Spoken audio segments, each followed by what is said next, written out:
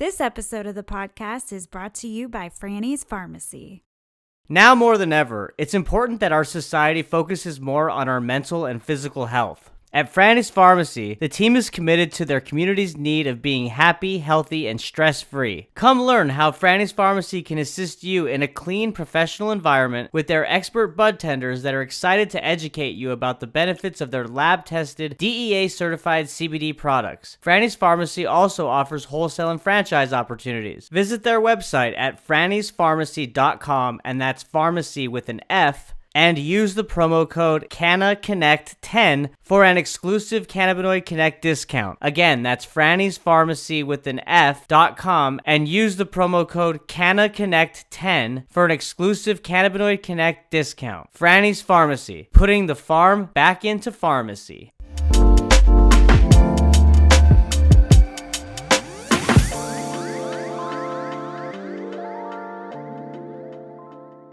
Hi, Juliana. How are you? I'm well. How are you? I'm doing well. Thank you so much for coming on the podcast today. Really excited to be talking with you. Where are you located? Las Vegas. Las Vegas, Nevada. Yep. Where are you from there? Or I am from here. I'm from this little town called Blue Diamond that's right outside of Las Vegas. But when I was a kid, it used to be like 45 minutes outside of Vegas, and now it's like 20 minutes outside of Vegas. So it's closer. Got you.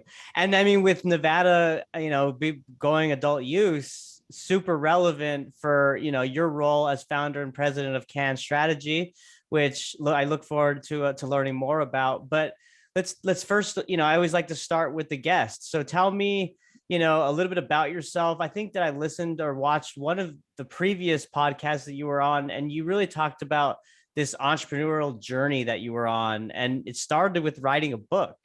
So why don't you tell us a little bit about that and kind of what led you to where you're at today? Okay. It did start with writing a book. We could argue it actually started with the restaurant that I started in my front yard when I was 7, selling hot dogs and grilled cheese. But Wow. the next time I around 23 years old, I think, I had a blog. It was called That Adopted Girl, and I was writing about adoption because I was adopted when I was a kid. And I started to get all these messages from adults who'd been adopted as kids, and they had all these things they wanted to talk about, and especially adults who'd been in foster care when they were kids. And I figured, okay, there's probably more I can do than just writing this blog. And I was writing the blog because I knew I wanted to write a book at some point, and I wanted to build an audience. And I just took the name That Adopted Girl, I incorporated it, I made it into a nonprofit, and then started to do events that are based around self-worth for girls in foster care.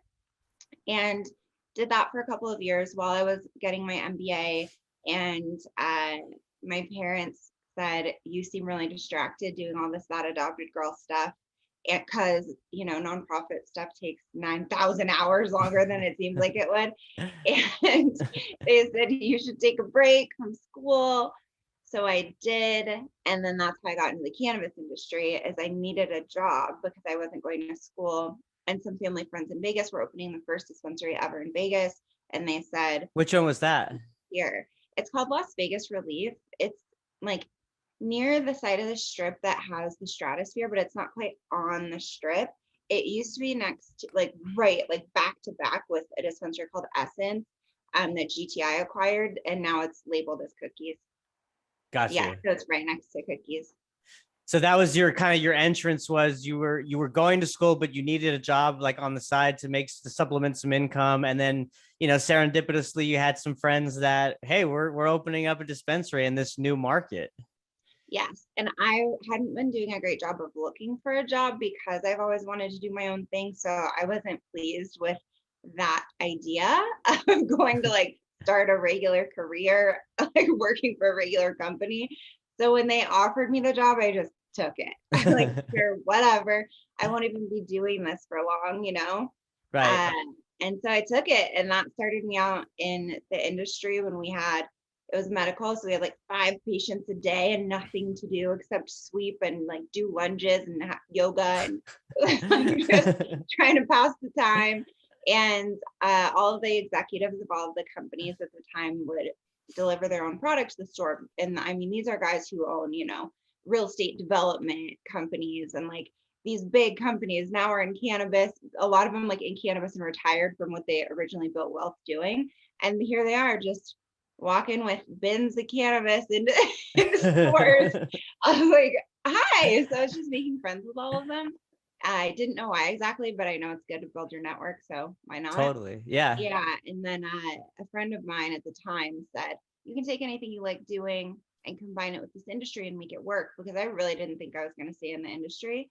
And I love startups and I love business growth and like figuring out how to do that and problem solving. And I saw all these problems from the inside and thought I kind of figured it out. So, Yeah, I was gonna say, like, I mean, getting your foot in the door within the industry that way, like working for a medical dispensary and seeing it evolve, like I can't imagine the learning curve that you just went through, right? I mean, like, and what was your relationship with cannabis before? I mean, did you consume and tell us about what you learned in that process? okay. I did not really consume cannabis before. I had tried it. I can remember 3 key times that I tried it before I was in the industry, none of which made me love the product. The first time, but I was 17, I graduated from high school, we were at the graduation party, and I was also drinking. And Uh-oh. so that was my first time trying cannabis, and I just fell asleep in the middle of the living room floor. That was that. And then the next time my friend visited Vegas, like the same friend from the party, and I wasn't drinking, we smoked, we were gonna go out on the strip. And I immediately wanted to fall asleep. And then they're like, let's go. And I was like, oh, this is the worst. Like, I just want to go to bed. Let's like hang out, let's get some pizza, watch a movie, Yeah. relax. Yeah. Like, oh no. And so then I had to run around I felt like I was in a dream like the whole time. And then the next time I remember, I just went catatonic. Like I went silent. I wouldn't even speak. I just like wouldn't say anything to anybody. And so I thought, oh, it looks like it's really not for me. Right, Uh, yeah. and then I started in the dispensary, and then obviously I had to learn about the product and was introduced to products with which I had information about them. So all these other ones, I knew nothing. I couldn't look at anything and know like this is how many milligrams, like this is the terpenes, any of it. Right. So it became less of a crapshoot and more of a, okay, I could be more intentional and know how to titrate dosing and stuff like that. And that's what helped me kind of figure out what I liked. But That's at first, awesome. I thought I didn't like it at all. Yeah, I mean, you're so right. Like when I mean, especially within like the illicit market, right? You're buying from, whoever. It's like you don't really know what the terpene profile it is, what the strain is, and all Yeah. of those variables, flavonoids, they all bind with our body chemistry in different ways because we're all different. So one person may not feel as tired or sleepy like you experienced. So what's your preferred method of consumption now? Is it smoking or is it edibles? Is it Edibles. edibles? Yeah, I Yeah. hear that more and more people, like, yeah, Yeah. they're switching to that. I love them. So anytime a lot of people will say that and they're like, I can't stand edibles. This one time I ate an edible and I'm like, yeah, because you ate the whole thing and you didn't Right. know how many milligrams were in there and no one told you. And now you think, just like I thought, like, oh my God, no way. I love edibles though, more microdosed ones. Oh yeah. Because yeah, I just like the the lighter feeling, the lighter impact of it. And I like that edibles are gradual. So what I didn't like about smoking was that it was immediate change of headspace. Yep. And I'm not a big fan of that. I like the edibles, it's a collaborative experience with you and the product. Yeah. And see, that's so funny because I'm the complete opposite. I love that, like, Immediate. right away, immediate head high, like, and there's even some cases where like I'll smoke a vape pen and I'll feel that high, but it's a different kind of head high than like flower or like a joint. So I'll Right. sometimes gravitate back to the flower because I like that intense feeling. Yeah. But we're all different, right? I mean, and like to your point, edibles seem to be a really great way of dosing and managing your intake, Yeah. right? Yeah. Yeah. Yeah.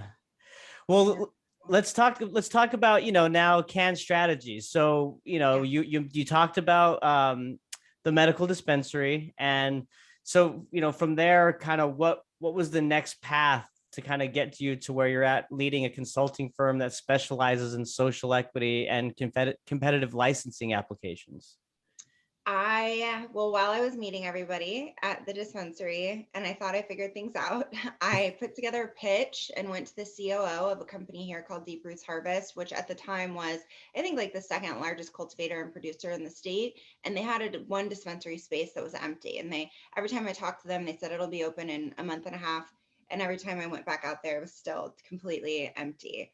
And I went to the COO and I said, here's my pitch. I think I can get you guys open. Will you let me try? He said, let's meet with the CEO. So then there I am, like, here, guys, I made this, I put this together. Can I open this? Here's my pitch. And they let me try. And I Good was for you. successful. That's Yeah, awesome. it was pretty great and got their doors open. I think it took 6 to 8 weeks. They got approved the first state inspection, had their whole team, the whole thing set up. We did all the things. And then now they have 7 licenses, something like that, 7 locations. Wow. Yeah. And so since then, I've been consulting. And I started with a company called the J. Whitney Group. And in that company, I had 2 business partners. I separated from them in 2018. And then, well, it started in 2018. It didn't end until 2020, like 2020, I think. like on paper, not until 2020, but I started to separate from them in 2018, and then started J. Whitney and Co. at the end of 2019 on my own, and did one big Illinois client with J. Whitney and Co. and then decided to make that a holding company, to rebrand the consulting away from my personal name so that it can be a being of its own someday. And that's how Can Strategy came to be. Yeah. Wow. So Yeah. yeah, I mean, super like entrepreneurial, right? I mean, like pivot, you move into the next thing. Hey, I can move on my own now, more to independent. I'm going to start my own. I mean, you've kind of seen it all in that process. And so let's talk specifically about, the core competency of what Can Strategy does, and, navigating the complicated regulatory legislative landscape that cannabis, sees on a daily basis. Okay.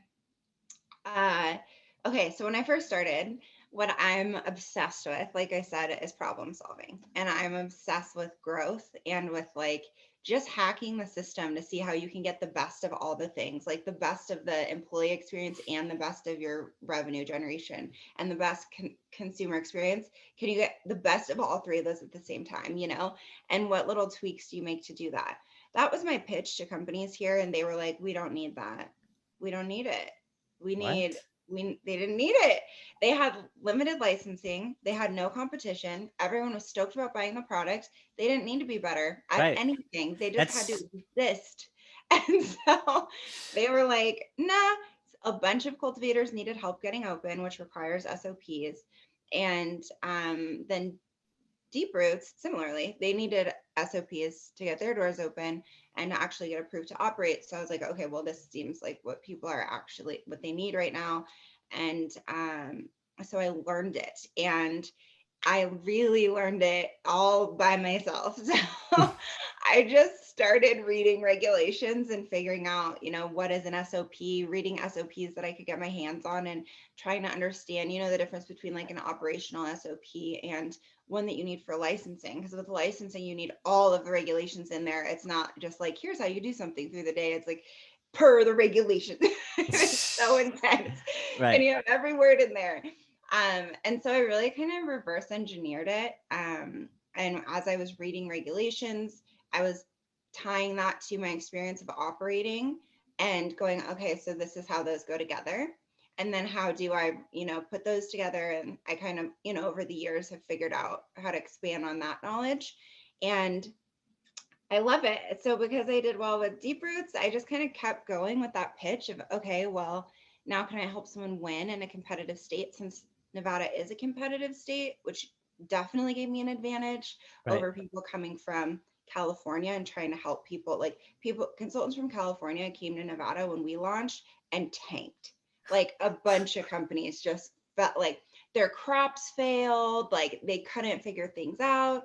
Was it just They because of like the differences in climate and like the yeah, regulation landscape, like just everything? So they thought they could come in and plug and play or adapt, and yeah, not the case. they couldn't. And the competitive nature of it was just different, especially then. California has grown up their regulations since then, but at that time they weren't as strict. They just weren't as refined, I Right. guess, as Nevada was at that time. So I would go, that's why Can Strategy focused, and even the Jay Whitney group, but focus specifically on competitive states because that's what I was familiar with. And uh, yeah, just started to help people win really and in different states and doing that. And the whole time knowing my goal is, okay, if I can help people win, I will at some point get to a place where I can do what I originally really wanted to do, is, set up these operations like we did with Deep Roots. We set them up. They went on to have 7 locations, Right. if I keep doing this key piece that people need at the beginning, then I can get to, what I think is the fun stuff, the part a lot of people actually want nothing to do with, but I'm in love with it. Mm-hmm. And so that's that's the direction I'm going in now. And the social equity piece that you brought up, that really came from in Illinois in 2019, their social equity. I had this amazing client and they were 95% minority owned, 56% female owned. It was this guy who he grew to be like this high level lawyer. He worked for the federal government, and like not a low level position at the federal government, like a high level position at the federal government. But he was from the south side of Chicago originally. And so he had this great story and wanted to go back to Chicago and open a dispensary or 10 and like really, give back to the community that he genuinely came from. He Right. genuinely grew up there and he genuinely knows that what it means to grow generational wealth, which he's done, what it means to, move up on the social ladder. He did it and he was ready to go to Illinois and help other people genuinely do that. Wow. Didn't win. The social equity program was what it was.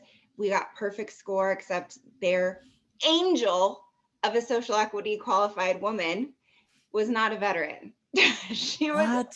perfect. So we got every single point except those 5 veteran points, um, which was unfortunate because I was like, you guys are the best team. But that kind of, yeah, I know what, right? That's crazy. Yeah. But I, undergrad, I was sociology major. That was one of my Hey, majors. me too. Yeah. Yeah, I was a double major, poli sci and sociology. Okay, yeah, I did communications and sociology. And so going into business, I've always, and people used to tell me, I'm sure people would still tell me I'm crazy, but now I don't listen to it as much as I did when I was younger. But I've always wanted to be in business. They'd say, why are you studying communications and sociology? I was like, because I think in order to actually be good at business, you don't need to just know numbers. You need to know society and people.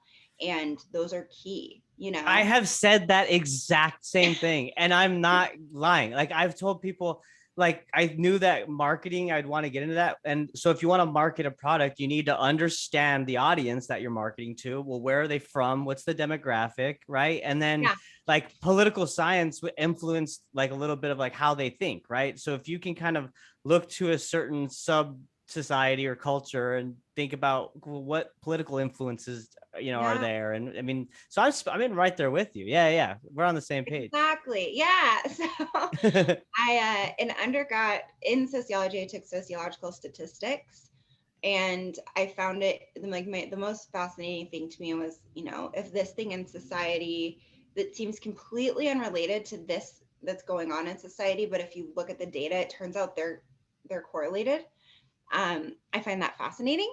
Right. And I always wondered, like, okay, so I wonder how, what kind of impact what little moves you can make, let's say in business, that would have a larger sociological impact than someone might anticipate.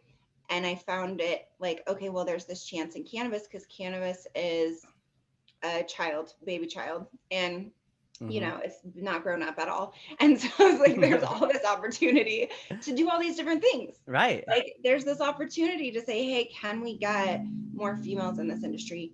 at the start rather than Right. having to fight against the existing infrastructure later, you know? Mm-hmm. Can we get more minorities in? How about tribes? All of them. Can we do it in a way that isn't pitying? That's like my biggest thing. Like, can Or we do it in a way, patronizing, right? Like, yeah, that yeah. isn't like, oh, here, you know, here's your like subpar business that you get to operate, when we're all going to say it's for you to build generational wealth, even though there's no way that, you know, that thing's turning into that. I'm like, well, what if? So I've been trying to hack that question, like trying to work with, um, find females that I can. That's actually been the more difficult piece, honestly, which is a little bizarre, but I've found more, minorities for sure. And my big thing is finding minorities with money, because it's all targeted to, you know, find the people that right now live in South Central, South Side Chicago, whatever it's called, you know? I'm Right. like, what if you find someone who did live there, who gets it, who knows the experience, but who has the funding to build a thing, and who has the empathy and like relating to that group, you know, the group of people who are currently in that situation, to even know how to relate to those people, to grow them into leaders, to, you know, actually empower them moving forward. How do you do that model well? And I think a missing piece is bring in people, you know, bring in wealthy women, bring in wealthy minorities, bring in tribes with giant funding, with like their casino level funding. If Right. you get them in, they will bring in the rest, you know, like, and they will empower them and they will understand them, rather than the white man coming to say, I'm gonna, here I am to rescue thy group of, you know, And it's an black men. afterthought. It's an afterthought at that point, right? It's like, Yeah, and as much as you want to say like, oh, you don't understand the plight. There's no way you can. There's no way you ever will. I don't care how much you learn. So I'm like, can we get people that actually relate? Can we get them to the top? Because they will bring everyone else up.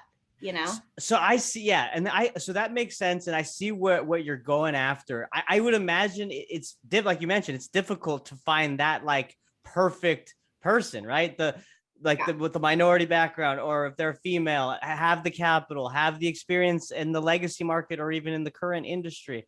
So is there, are you also considering maybe someone who has the capital, maybe not so much the expertise in the industry, but is passionate about, you know, giving back and ensuring that those groups, those minority groups that were disenfranchised, you know, Yeah.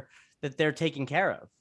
Oh yeah, it's largely that. So also I don't only work with social equity or like, you know, minority female and tribal clients. That's not all I work with. Right. But when I do, so say the man I was talking about who like came from that community, but he had no experience with cannabis. He had, you know, none of that. And I don't expect that in these people. All I loved about him is that he wanted to help people out who are coming after him. And so then what do we do in that case? Well, then I help him find the team that has the cannabis experience and that has, you know, the pieces that he'd be missing to put together the ideal team. And there you needed, like, he didn't even qualify. He didn't even qualify as a social equity person. Well, that's why we had to find a social equity person who is currently there in Illinois and qualified under those things. So like helping to find that person and really, and make sure that person's someone they actually wanted to be on the team, not just someone to fill that check, you know, check Right. boxes. Right. So yeah, definitely. I'd be shocked if I met someone that had, you know, all of the things and had somehow had all this cannabis experience too. So that's never what I'm looking for. It's just like genuine people who are genuinely looking to and understand what it means to lead and to empower groups of people, any kind of group, any Right. kind of groups of people. And that's lacking. That's lacking in cannabis generally, I would argue.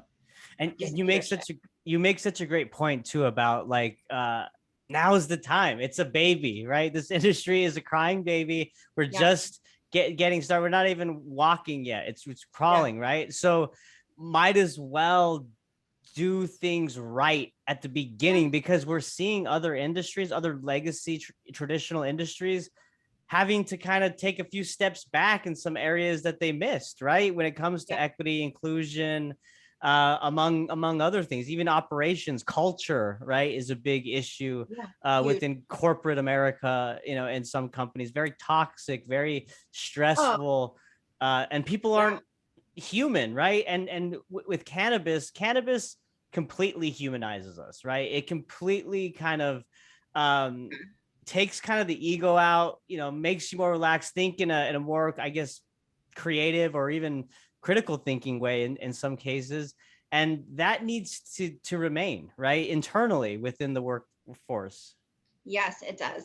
The one thing that I always keep in mind is that old school toxic culture is this industry is absolutely under threat of ending up exactly like that. There are a lot of companies that are already operating that way. They're new companies, Who but are they're they? Ooh, who are they? oh my God, so many. I mean, all you have to do is Google and see all the employees just like, I hate life. This industry, they can't, most leaders I run into in this industry, literally most of them, they Wow. are leaders by title and not by skill. Not, they're not good lead. They're not good at it. They're just not. I'm like, I don't care if you can look at a spreadsheet and make financial decisions. That does not make you a leader. That Mm-hmm. I'll put you in an office and you can go do that, but you do not then influence how the people are treated. Right. When any manager that comes to you and says, oh, the cannabis industry, which retail generally has a really high turnover rate, oh, it has such a high turnover rate, and you ask them why, and they immediately blame the employees, toxic. That you are not a good leader. I'm always like, it's your fault. Anything Of going on with course. your employees is on Yeah. you. I do not care. and It's on you. and that's Yeah, hilarious that they don't even have the foresight to see, like, oh no, it's all the employees that yeah, have been hired under my leadership that have left, and they're the ones that are in the wrong. exactly. It's like, what, dude? Like, look, or lady, Then look in the why'd you hire mirror. them? Yeah, Why did you hire exactly. them? Yeah, like so it's all those like, and that's the stuff I love. Like, how do you hire well and build the culture to keep the people? Obviously, people are going to leave. It's just part of, and a lot of it's like, ground floor jobs. If they can't move up, they're going to go to. But yeah, there's a lot of toxic leadership traits in the industry right now. And a lot of people that are coming in to just do business as it's always been done elsewhere and not really thinking differently. And they can play to the idea that they are thinking differently because they're in this industry that has this different product, but that does not mean that they're doing business differently. And I think that's something that needs to be watched. And also, I would love for more people to be aware of that and not just to be upset about it, but it's like, okay, well, then create the leaders, Right. create the leading businesses, create the competitors of the people that you don't want to exist, that you don't want them to win, then you have to compete with them. Like Right. that's how that works. Right. So, No, you know, you're like, absolutely right. Yeah, and I mean, I can't like, I agree so much in that, like, it's the worst to have a bad manager. I mean, I uh, think if anyone listening or watching, they feel the pain, like every single day having to, meet with that person who either treats you badly or is not focused, right? And or yeah, doesn't give very good direction, so you really don't know what you're supposed to do. it's yeah, it's the worst. Yeah. And so sure. it really does need to be addressed, and it's a good thing that you feel that way. And I think that more more most people that I've talked to on this podcast have the same viewpoint, and if we can kind of keep that and reinforce it, right, Yeah, then I think we'll make some change. I want yeah. to switch gears, and I want to talk to you. You mentioned about you know helping your clients succeed, right? So let's talk about that. Like, building a competitive edge among consumers in this highly saturated market. What's Yeah. some of the things that you would give as advice, and what are some of the consumer benefits as a result of Okay. that? I will give you my most core framework that I use. And some people resonate with it and some people don't. And I wasn't even sure if it was even ever applied to business or if I was just like being woo woo and like connecting these two things. It turns out some other people have also applied it to business. But so, Maslow's hierarchy of needs. No. How do you not know Maslow's hierarchy of needs if you're a sociology major? It's been 10 years. I haven't read a sociology book since then. Okay. Maslow's hierarchy of needs is essentially, I think it's like 5 needs. It's a triangle like this. And it says if you don't have the base needs, you can't have any of the above ones, right? And so the very base is like shelter and Right. water. stuff like that. Then near the middle, you get to things like connection and contribution. You get to like autonomy and ultimately self-actualization. And then there's a whole like after he died release version where he had a version of transcendence. But in the original version, self-actualization is the ideal. So when I was working at the dispensary, what I realized was uh, two things. One, there were ways to apply that framework to the customer experience. So how do I fulfill? Because if you as a business can be a place that makes people feel like all their needs are met, how would they ever go anywhere else? They You won't. can't charge a couple dollars less and make up for that. Right. Like you pay more for that. Right. So I was like, okay, this can be applied to that because, you might be like, needs. Well, if you have a building, you've got shelter, make it beautiful, even more, you fulfilled that need. You've got a restroom, easy access, beautiful, clean, whatever, you fulfilled that need. Have water available, you fulfilled that need. Have, all of that stuff. Then you get to the connection and so that's why you really have to train your employees to be great and to build rapport and to remember names and to, be good at sales in a way that's not pushy and make people addicted to your people, make them like fall in love with your people. Right. And then the self-actualization is find a way to get a customer to be able to be as autonomous as possible in their decision making and their understanding so that they don't feel entirely dependent on humans who are in the store. They don't feel lost when they're there or confused. Like give them a way to feel like I know what I'm doing. People like to feel like that, Right. Right. So that's how it applies in, let's say, the retail setting at least. And then for employees too, it applies. It's okay, give them like snacks. I remember seeing I'm not this kind of person, but I would watch the people I worked with and I was like, the level of stoked you guys get because there are snacks is like worth it. Like so worth it. And I'm like, I would rather have an employee that's so excited because you just gave them a granola bar or whatever they wanted and their blood sugar's up. So they're not like fading away because it's not lunch, you Right. hydrate them so they're alive and well. And so there's their base needs, and building your culture is building that community and the connectedness. And then the self-actualization is making sure to train them super well and give them decision-making power to the extent that their position can have, train them so well that they're just confident in what they're doing. They don't always feel like they might make a mistake at any minute. They don't have that fear, and that includes training to compliance, which is hard. It's a lot of little tiny things, and a lot of dispensaries don't do it well enough, so they have just these terrified employees that are like, I don't even know, I don't want to make a mistake, Right. So yeah, that's my framework of my base of creating success for my clients is let's look at, and I have some other structures too, but that's a key one. Let's look at these things, and within your organization, how do we fill those in, Right. so yeah. It's so logical. And when I say basic, I don't mean that in the negative No, it's way at like, all. It yeah. it it makes so much sense, right? And I love the way you talked about like the snack.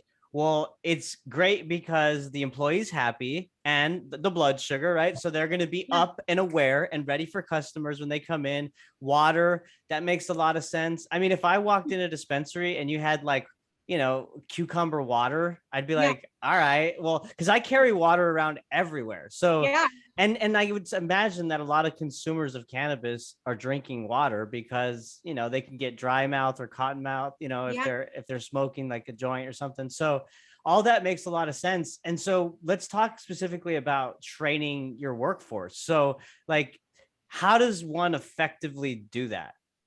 It takes time. So training is definitely an investment. And I'll tell you how I got trained. I'm so grateful for the dispensary I started at for many reasons. One of which is I got to see a toxic leader in real life and the impact they had on the people. And I got to see training done in one day. Okay, so it was done What? in one day with a packet. I was Oh like, we all no. sat in the lobby. We went through, just read this packet together. That is not training. That's not training, you know? They kind of walk through each thing like one time. And so no, when we started, everyone's like, what is going on? I didn't retain any of that information, barely any of it, you know? So it's definitely, it has to do with one, getting an understanding of where each employee is. I like, where's your employee at when they're starting in whatever position they're in, you know? If you've just hired someone who was a regional manager for, you know, some large gene company, or for Starbucks, let's say, they've got their management skills, they understand retail, they understand high volume. What do they not understand? Like, what are the gaps, or what are the alterations in what they understand that need to adjust to fit with cannabis? So that's like number one, the thing to be addressed. How do your existing skills apply? Is there anything to adjust to your existing skills? Then you add knowledge and skills.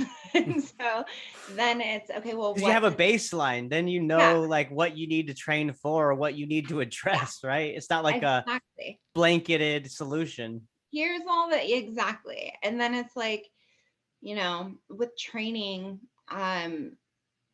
at least for say ground floor employees, which at the dispensary I wound up being like the go-to trainer. They would just send new employees to me to train them. And I think a lot of the employees I trained, like after I left, they moved up to management. Wow. I would I just sat with them, and I would not only show them, I would show them, I'd be like, got it? They'd be like, yeah, I would be like, okay, do it. And like have them do it, you know, like, okay, show me. I want to see, you know. And then I'd Yeah. be like, you know, and I just go through it with them, but you make it fun, not like scary. And then I would tell them my mistakes. Like, listen, sometimes I go to do it like this, and this happens, you Right. know. And Right. so when that happens, I do that. Like, just like one, it's normal that this is seems crazy. Two, there's ways to solve these problems. These are the common problems, but in a way that's relatable. That's what humans remember. They remember stories. They don't just Right. remember you telling them like, if this happened, you know, they wouldn't We're remember not it. robots, right? It's not like Yeah. AI. It's like we want Yeah. to be personal connection because that's what's memorable to people. Yes, Yeah. exactly. And so it's that kind of thing. And then tying in the compliance to it, I think is key. The biggest one big mistake I see done is that employees will be taught what to do, but they're not being taught why. They're not like, hey, you do that because if you don't, we get fined 300 like It's so 30,000. important. That is so important. The why, right? And so Like, many, I would why? say, like, what would you say the percentages of leaders that do not explain the why? It's like, here's Like your 100. 100%, right? I mean, Like it's so 100%. high. Yeah. Yeah. And to your point, if someone knows the impact that they'll have on not doing this or doing that, right? That means something. They have the full scope of what the Exactly. task is, right? Uh-huh. So that's why, yeah, like the regulations, the compliance piece has to be tied in there and explained. And don't just hand your employees the regulations to read. That's not going to go well, you know? I Right. usually do a breakdown. I usually do some kind of like simplified presentation to go over the keys of the regulations and compliance to try and like teach it and how it ties in. Yeah, and then also with things like for retail, for instance, your salespeople, like teach them sales. Almost no one's teaching their salespeople sales. Like they're not teaching What do the you mean by cannabis. that? Like sales tactics or Yeah, just how do you build rapport, relationships? How do you show someone a new product? How do you get them to add something on? How do you listen to their needs in order to be like, oh, actually, you know what you might really like, you know, to right. add value to their, if they don't even know what they want, like you've got to be able to listen. How do you build the trust so that they trust you to spend their money with you? They trust what you say.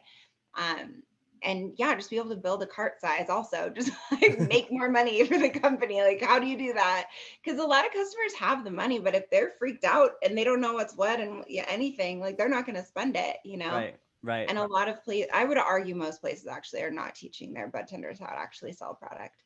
Actually, if you go to a lot of places, I was just talking to someone about this. She's in sales, wholesale sales. And she was like, most bud tenders, they will to a consumer, and I've had this happen. They will immediately tell you, I could be like, I want that $100 eighth. And they will immediately go, you know, it's cheaper. They downsell. Yes, they So it is amazing. And they across the board, it's like, oh, you know what's basically as good and 70% less money?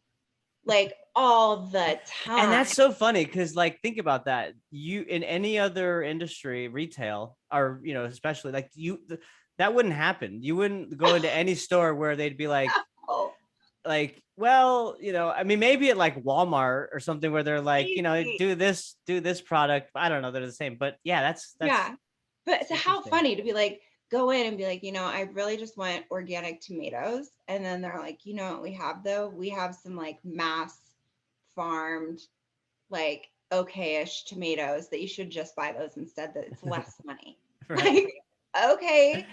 They do that across the board. I mean, and it's immediate. It's immediate. And that's not being watched. It's not being trained for. They're not being trained to say, great. Do you want how many $100 eighths do you want?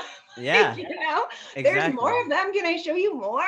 Right. Like, And if you like that strain, yeah, check out this strain because it exactly. complements very well with the terpene profile or whatever, it consists Yeah. of, right? Yeah. Exactly. And so it's that kind of thing. And knowing like what's a great add-on for that, what's a great add-on to the experience of that product or what this person loves. Or one of my favorite sales moments when I worked at the dispensary, it was like every roll because we had 12 staff members, maybe, there's barely any business. We're all just running like into every roll. And I was kind of like acting as a bud tender, which I didn't try to do much since I wasn't a consumer. So I tried to do it as little as possible. But there was a veteran. And so he's like telling me about his issues. I think I'm glad I was able to listen to what he was actually saying and like understand, Yeah. because I think it's also important that a lot of your bud tenders who are frequent consumers, they have a certain experience, but that's not everyone's experience, right? So this guy's looking for a certain thing. If my response had been, oh, let me just find the highest THC thing for you. But I listened to like all he wanted was to be calmer. And Right. I knew from my experience smoking that high THC was not necessarily the way to that. Right. you Right. know, that's not necessarily going to get you there. So I showed him, we have these really cool like CBD drinks or powders or something. I showed him every CBD product like that we had in one-to-one products and stuff. Yeah. And then he left and I was just hoping, I was like, I hope he likes it. Cause I told some people about CBD and they're like, this is not, I didn't want to get super high. And I was like, okay, well then, never CBD is mind. not the way to go. That's Yeah. obviously not for you. Like the one-to-one is not your friend if that's what you're going for. Right. And the next time I saw him, I was at the cashier. And so he came up and he had just pile of all these CBD products. And I was like, did it work for you? And he's like, yeah, I love it. And I was just like, it's that. Awesome. It's like, Yeah. but listen, what are they not saying? Like, how can you figure out what they're really saying that they want? Like they don't have quite the words. You have to match that. And Right. if you can do that, you've got sales like for years that Right. you never have to touch it again. They just show up. Right. And I and mean, you and you did that with like little to no, I mean, like yeah, real knowledge, right? Because you didn't consume as much at that time. So you just literally thought for a minute, okay, in my personal experience, probably not yeah, that because I have a low tolerance for THC, right? And yeah, and you changed the guy's life. And it's amazing, right? Like when someone finds that right balance, and like you said, they just continually come back because at that point it's enhancing their life in such a great way that, I mean, why not, right? I mean, yeah. And like in Vegas, I'm like not even on the medical side, right? Imagine this, being in Vegas and you're like a bunch of friends and you go to a dispensary here, right? And you're all gonna go out and have fun. And there's someone like me or someone who hasn't tried it before and they're with people who have and that like kind of know their thing and what they like. And instead of being like letting that person just go with what everyone else is doing, being like, hey girl, you know what might work? You know what might be a good experience for you, you know, right, and introducing that so that that person's experience, one, they still have fun and they don't associate cannabis, which is like a worst night in Vegas of my life, or like, I wanted to party and I just fell asleep, like that kind of thing. It's even that, just like figuring that out, like where's this person at? What's going to give them exactly what they're looking for, like the best version of what they're looking for. right. That's not really trained for. And So it's, and and it's really, I mean, like to your point, it's really important because of like the potential detractors as well. Like you got yeah, one shot, with some of these consumers, and if they yeah, have a bad experience with high potent THC and it's their first time consuming, more than likely they're not going to be coming back, right? and yeah. and that's someone that could have possibly benefited from the plant in a different way, right? And you kind of Yeah. scared them off. I So thought you scared them off, and it could have been someone with plenty of money to spend, right, but you right, didn't put in the few hours to train your employee to figure that out. And so right. that's really recurring revenue that's out the door. Operators never know that. They're not there for it. They don't see it. They can't measure it. And so they don't really pay attention to that kind of thing. But I mean, there's like a lot of lost opportunity there for the customer and for the businesses. Simply because Absolutely. Yeah. And I mean, speaking of, money to spend or lack thereof, let's switch gears and talk about inflation, okay. the current economic situation and how inflation is impacting adult use states. Specifically, I mean, Nevada, you can speak to that and maybe some others, but what are Yeah, you seeing in that front? it's hard hitting. It is hard hitting. I'm seeing businesses that 2 months ago told me they would sell for 112 million. Today, coming to me saying they'll sell for 75 million. I'm Wow. seeing companies full just shut down, just shut their doors. There was one in like Oregon or Colorado or something, just shut down 8 locations. I'm like, okay, we're done, done. Just because of all the added costs, and I mean, just Yeah, to operate with 280E and yeah, lack of bake, I mean, all the challenges, right? I mean, yeah. it's, yeah. And your inability to, so the one thing I was asking operators here specifically about, I asked like 8 of them, I think, was, are you, because I figured they were not increasing their prices because cannabis consumers are price sensitive, at least as it is right now. And I asked them if that was the case, like, hey, all these other products are increasing their prices. Are you? Well, no, they're not. So retailers can't increase their price, but the dollar right now, they have fewer consumers coming in, and the consumers don't want to spend as much as it is. They also, the retailer can't increase their price because if they do, they'll lose more consumers. If anything, some of them have had to decrease their prices. Plus, they have an increase in expenses on sometimes in labor because employees are demanding higher wages, but more so even just in your day-to-day operational supplies, like product, your supplies cost more, Hmm. like your inputs cost more. So Right, you're just squeezing and squeezing more and already under the environment where, yes, you can't write off a lot of expensive goods because of 280E. You're already in this strange, like tight business environment. So there's not a lot of give. And this is really pushing a lot of people over the edge right now. And it's also pushing a lot of cultivators and producers just under that. They like a year ago were selling, let's say 3,000 a pound, and now they're like 1,800 a pound. Like they can't sell their product. And they can't, like the buyers for retailers are just ruthless because they really have the most leverage. It's like, you don't sell your product to me, you don't sell it. right. Yeah. And this is what I'll buy Wow. it for. That's Um, terrible. so yeah, it's definitely hard hitting. It's hard hitting for a lot of people. And I'm seeing a lot of owners who've been in it for a while that are like, okay, get me out. I've been when I always ask because all I want to do is find a big fat buyer and an eager seller and match make them and make a pile of money. So I'm always like with Like every owner. acquisition, you mean? Yeah, Like, yeah, yeah. yeah. And so with every owner, I'm like, are willing to sell? I always ask, it's been years, would you sell? How much would you sell for it? But always. And yeah. And so now they're like, yep, we'd love to sell. Actually, we're lowering the cost.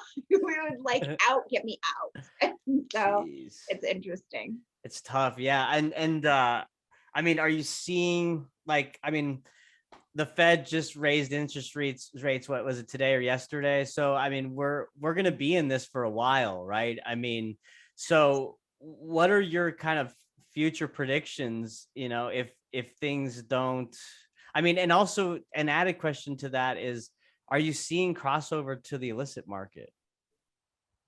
In terms of what? Oh, people going back. Yeah, just because like obviously, there's not those added costs that have been put on by the government. I mean, Yeah. we look at California, right, who's so restrictive and that their illicit market's thriving.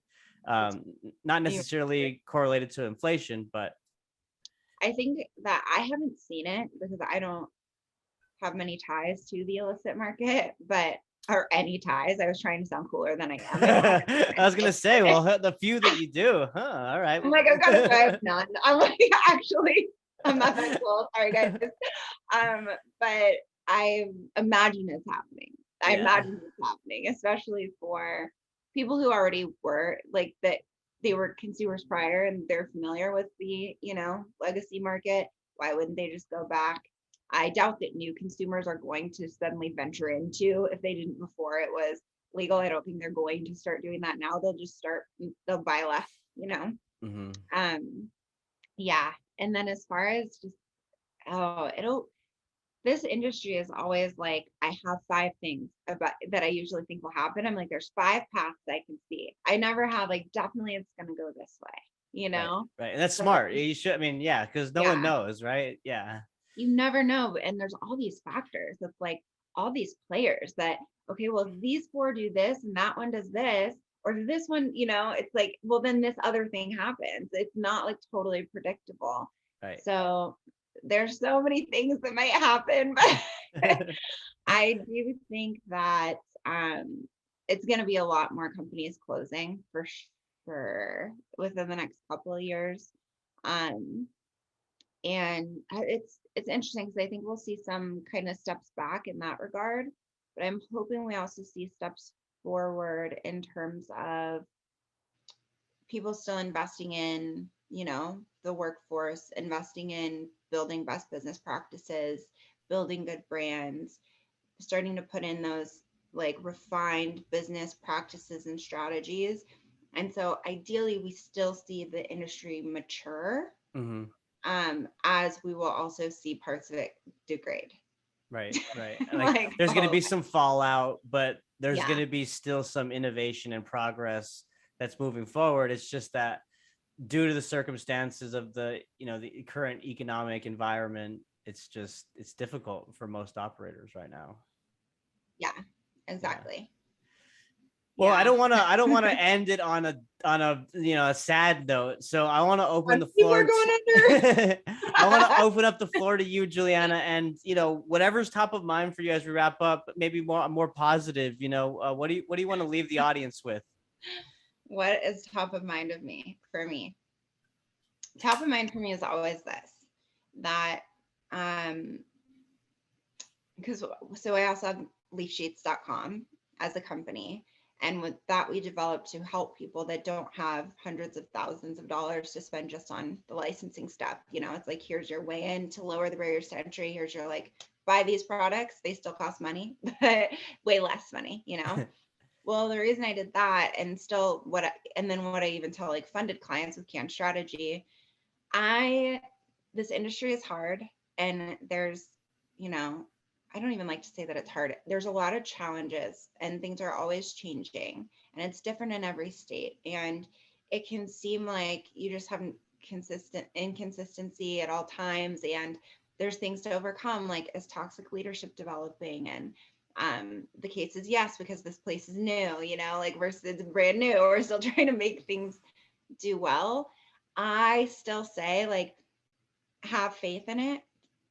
I think a lot of good can be done in the industry if good people get into the industry and stay in and are intentional about what the outcome is they want to see and are intentional about, investing their energy into creating that outcome. I believe in the long run that this industry can be something really cool.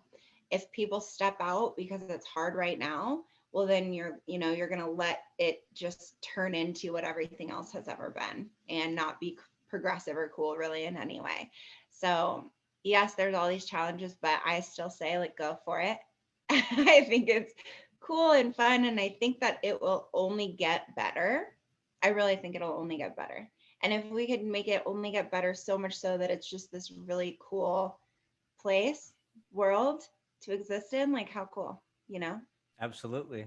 That's Yeah. the positivity that I was looking for. Perfect. Perfect way to end this amazing conversation today. I really appreciate you having you on, Juliana. You're a delight to talk to, super knowledgeable in your particular field. And yeah, I'd love to have you back on, as your business continues to grow and of course the industry continues to grow. I love that. Thank you so much. It's been fun. I had a blast too, and I'm sure everybody else listening and watching did as well. So until next time, thank you all, and yeah, have a great evening.